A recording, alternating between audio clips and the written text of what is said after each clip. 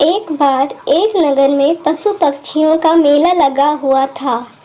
मेले में कई तरह के पशु पक्षी बिकने के लिए लाए गए थे।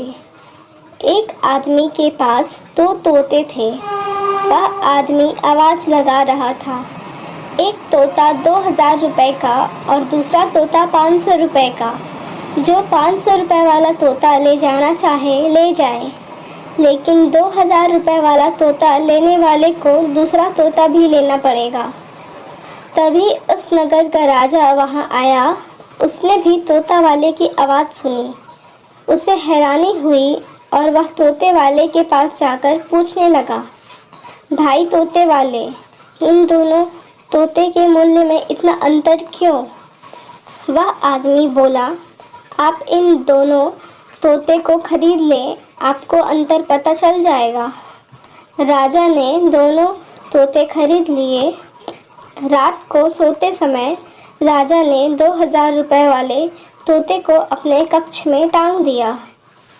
जब भोर हुई और सूर्य उदय हुआ तो तोते ने उठो मिट्ठू नमस्कार करता है की आवाज़ लगाकर राजा को उठाया। उसके बाद उसने कुछ भजन सुनाए। यह देख राजा बहुत प्रसन्न हुआ।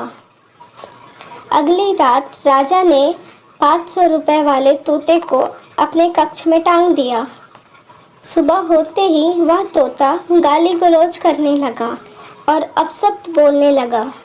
यह सुनकर राजा को बहुत गुस्सा आ गया और उसने सिपाही को बुलाकर आदेश दिया कि इस तोते को मार डालो।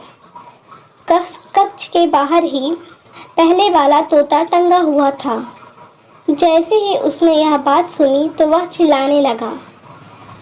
राजा ने उस पिंजरे को भी अंदर मंगवा लिया और उस तोते से पूछा, क्या बात है, परेशान क्यों हो मिट्ठू?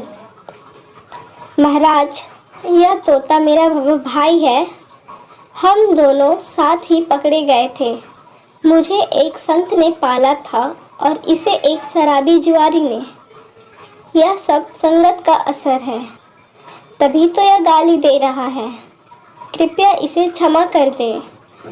राजा ने उस तोते की बात मान ली और उसे मारने के बजाय उड़ा दिया।